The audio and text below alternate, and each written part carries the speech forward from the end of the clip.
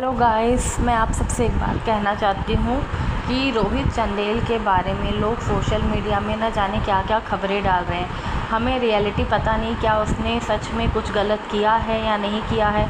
अगर उसने कुछ गलत किया है तो मीडिया पर, आखिर टीवी पर, न्यूज़ पर तो ऐसी सब कोई खबरें नहीं आ रही है। सब हम इंस्टाग्राम पर, सोशल मीडिया में या ट्विटर में, इन सब में, यूट्यूब में, इन सब में ही इन सब बातों के बारे में जान रहे हैं। पेपर में तो मैंने अभी तक कोई इस बारे में खबर नहीं पढ़ी। ठीक है, भले सैराब से रोहित गायब है, भले वो जेल में है, लेकिन किस कारण जेल में है, वो जो भी बातें सामने आ रही हैं वो ट्रू है या नहीं, वो हमें भी नहीं पता है। मैं भी आपकी तरह ही एक जस्ट फ़ैन हूँ उसकी। लेकिन ये जो लोग बना रहे हैं 10 तारीख को कि 10 अगस्त को रोहितांश डे हुआ, रोहित को गए हुए 1 मंथ हो गया जेल में, तो ये कोई खुशी की बात तो नहीं है जो लोग हैप्पी रोहितांश डे मना रहे हैं। आप भी सोचिए, क्या ये कोई खुशी की बात है जो हम इसको हैप्पी लिख रहे हैं। हैप्पी जैसा तो इसमें कुछ नहीं है, क्योंकि वो बेचारा वहाँ जेल में बैठा है। क्या उसके साथ हो रहा है, क्या उसकी सिचुएशन है, अभी उसके पूरे करियर दांव पर लगा हुआ है। चाहे वकील हो, चाहे उसके कलीग्स हो, चाहे फ्रेंड्स हो, चाहे मेकर्स हो, कितने भी लोग हो, सब लोग अपनी तरफ से अपना एफ़र्ट लगा रहे होंगे, लेकिन हमें उस एफ़र्ट के बारे में पता भी नहीं चल रहा है। क्या पता कानूनी काम है, ये सब तो सब गोपनीय होते हैं, ये सब कोई शेयर नहीं करता है, इसके बारे में हमें पता नहीं चलता। लोग इंस्टाग्राम में या यूट्यूब में डाल रहे हैं कि आज वकील ने ये कहा, आज उसके लॉयर ने ये कहा, आज उसके फैमिली मेम्बर्स ने ये कहा। तो अगर उन सब ने ये सब कहा है तो ये सब चीज़ें हमें पेपर में या फिर टीवी में या यूट्यूब में उस लॉयर का या उसके पेरेंट्स का वीडियो क्यों नहीं दिखाया जा रहा है। हमें तो हमारे जैसे ही यूट्यूबर्स के थ्रू ये सब जानकारी मिल रही है ना, कि उसमें रोहित के वकील ने ये कहा, रोहित के फैमिली मेम्बर्स ने ये कहा, उसके दोस्तों ने ये कहा, या मेकर्स का ये फ़ैसला था। ठीक है, सैराब में हमने देख लिया कि ईशान को रिप्लेस करके किसी और को हायर कर लिया गया है, कृष्णा को।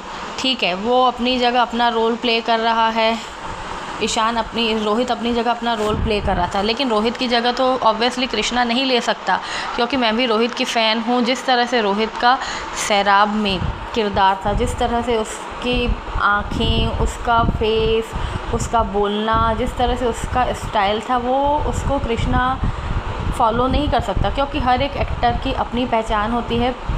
हर एक एक्टर अपने तरीके से, अपने अंदाजे से एक्टिंग करता है। अब हम सब ने पहले ईशान के रूप में रोहित को देखा था, तो और हमें ये पता चल गया है कि रोहित को फंसाया गया है, तो इसलिए हम कृष्णा को और एक्सेप्ट नहीं कर पा रहे हैं। इसी तरह कई और सीरियल्स में भी रिप्लेसमेंट होते रहते हैं, लेकिन हमने आज तक के बाकी सारे एक्टर्स के बारे में इस तरह से सोशल मीडिया में जानकारी नहीं देखी है, कि इस तरह से ना ही फ़ैन फॉलोइंग देखी है किसी एक्टर के लिए कि फ़ैन्स उसके लिए दीवाने हो और बोले कि हाँ रोहित ने ये गलत नहीं किया है, जस्टिस फॉर रोहित। ये सब हमने पहली बार रोहित के लिए ही सुना है। इवन मैं भी ये कहती हूँ कि रोहित गलत नहीं है, क्योंकि इंसान लोगों को देखकर, कम से कम हर एक इंसान में इतनी परख तो होती ही है कि वो लोगों को समझ जाता है, इंसान को, फिर वो चाहे एक्टर हो या फिर हम जैसा आम आदमी क्यों ना हो। एक्टर्स में भी इंसानों की पहचान, एक्टर्स में भी हम इंसान लोग पहचान कर लेते हैं। क्यों? उसकी एक्टिंग से हमें पता चल जाता है कि ये इंसान अच्छा है, यानी इसने कोई गलती नहीं की होगी।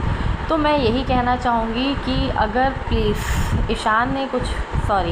रोहित चंदेल ने कुछ नहीं किया है तो उससे भी जल्दी से जल्दी प्लीज़ बाहर लाया जाए और वो अपनी लाइफ पूरी अच्छे तरीके से जी सके, जिस तरह से हर किसी को जीने का अधिकार है।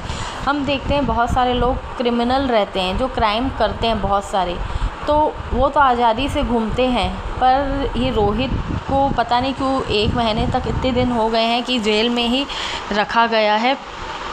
और उसने अगर उस लड़की के साथ मारपीट की है या उसे गाली गलौज दी है, कुछ भी जो भी सोशल मीडिया में दिखाया जा रहा है, बताया जा रहा है, जो मैंने सुना है वही मैं आपसे शेयर करूँ। अगर रोहित ने ऐसा कुछ किया भी है तो ज़रूरी नहीं है कि इसके पीछे एक ही सच है कि रोहित ने ये सब किया है। क्या पता उस लड़की ने भी उसके साथ कुछ ऐसा किया होगा जिस कारण मजबूरी में रोहित को ये सब करना पड़ा हो, क्योंकि प्यार अंधा होता है। तो गर्लफ्रेंड बॉयफ्रेंड में ये सब लड़ाई झगड़े होना आम बात होती है, तो इसका मतलब ये नहीं कि हम लड़ाई झगड़े में एक दूसरे का करियर ही बर्बाद कर दें। अगर उसने भी, ज़रूरी है कि कुछ जिसने इसके ऊपर, रोहित के ऊपर इल्ज़ाम लगाए हैं कि रोहित गलत है, ये है वो है, तो ऑब्वियसली कि उस लड़की ने भी कुछ गलत किया होगा, तभी रोहित ने ये काम किया होगा। अदरवाइज़ कोई भी इंसान ऐसा नहीं कर सकता, खास करके एक्टर्स ये सब काम नहीं करते जिससे उनकी बदनामी हो। आज तक आपने क्या किसी भी एक्टर के नाम से सुना है कि किसी लड़की को हैरेस किया है? मैंने तो नहीं सुना है, सॉरी।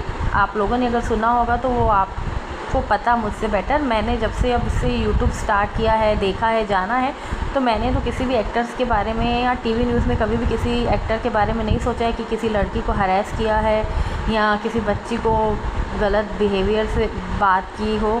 ये सब हमने तो कभी अभी तक नहीं सुना है। तो जाहिर सी बात है कि अगर सैराब में रोहित अच्छे से छा चुका था लोगों के दिलों में, क्योंकि स्टार प्लस पर सही कहा गया, आफ्टर लॉन्ग टाइम एक ऐसा सीरियल आया है जो दिल को छू गया था। अब पता नहीं क्यों हमें सैराब देखने का मन ही नहीं करता है। मैं चालू करती हूँ रोज़ टीवी रात को, फिर मैं पता नहीं क्यों क्या हो जाता है कि मेरा मन ही नहीं करता है कि मैं फिर से टीवी ऑन करूँ। फिर मैं बैठ जाती हूँ अपनी बेटी को पढ़ाने के लिए या घर के कुछ काम करने के लिए। लेकिन पहले जब सैराब आता था तो रोहित के कारण ही, उसकी एक्टिंग के कारण, जिस तरह से बीच में ट्रेलर दिखाया गया था कि नयनिका रोहित को प्रपोज़ कर रही है, तो उस तरह से नयनिका, उसके जो साउंड में, जो आवाज़ में जो मिठास थी ना, वो दिलों को छू जाती थी। तो उसके कारण मैं एक ऐसा सीरियल था जो मैं शाम को 7:30 बजे भी देखती थी और रात को 11:30 बजे भी डबल देखती थी, वरना मैं कोई भी सीरियल डबल नहीं देखती हूँ। सिर्फ एक रोहित चांदेल के कारण ही मैं इस सीरियल को डबल देखती थी। एक और सीरियल है बिग बॉस, जिसे मैं डबल देखना पसंद करती हूँ। तो अब मेरी यही उम्मीद है कि जल्दी से रोहित वापस आ जाए और हमें बिग बॉस में रोहित देखने को मिले, ताकि हम जियो हॉटस्टार पर रोहित को 24 घंटे बिग बॉस में देख सकें, उसकी रियलिटी देख सकें, और जो अभी उसके साथ बीता है उसके बारे में रोहित ऑब्वियसली शेयर ज़रूर करेगा बिग बॉस में। जिस तरह से बाकी सारे एक्टर्स को भी चांस मिलता है अपनी पर्सनल लाइफ के बारे में सारी चीज़ें शेयर करने का, कि मैं ऐसा नहीं हूँ जिस तरह से मुझे दिखाया गया है, उसी तरह से हम ये भी चाहेंगे कि रोहित को भी ये मौका मिले।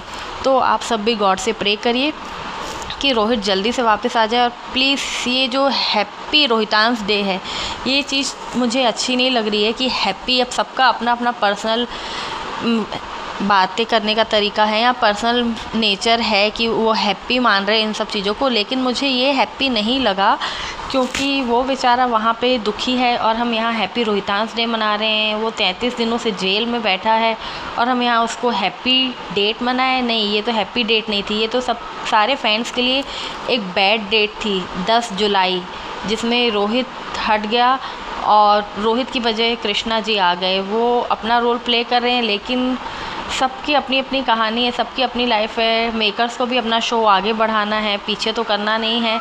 लेकिन जहाँ तक जितना भी देखा है हमने, तो अब सैराब में वो दम नहीं रहा जो रोहित के समय था, क्योंकि अब ऐसा लग रहा है कि कहानी जो है एकदम हड़बड़ी में आगे बढ़ते जा रही, हर चीज़ जो है वो फास्ट होते जा रही है। लेकिन रोहित के एक्टिंग के समय वो लगता था कि स्लो में, तब हमें लगता था कि काश जल्दी से नयनिका और रोहित यानी ईशान एक हो जाए। अब वो दोनों एक हो गए हैं तो इतना मतलब हमें मज़ा नहीं आ रहा है, वो प्यार नहीं दिख रहा है, वो जो एक मैजिक था वो सैराब से गायब हो चुका है।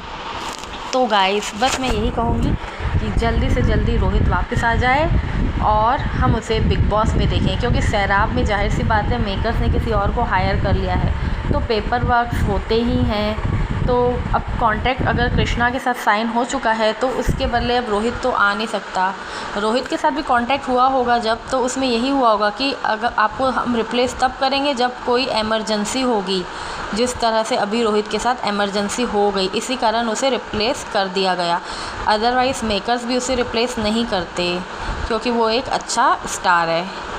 सो आप भी प्रे करिए, हम भी प्रे कर रहे हैं कि रोहित जल्दी से वापस आ जाए। थैंक यू फ्रेंड्स, मेरी बात को सुनने के लिए और समझने के लिए। अगर किसी को किसी बात का बुरा लगा हो तो सॉरी, ये आपको दिल दुखाने के लिए नहीं था, मेरे मन की बात थी तो वो मैंने सोचा कि मैं शेयर कर दूँ। Thank you.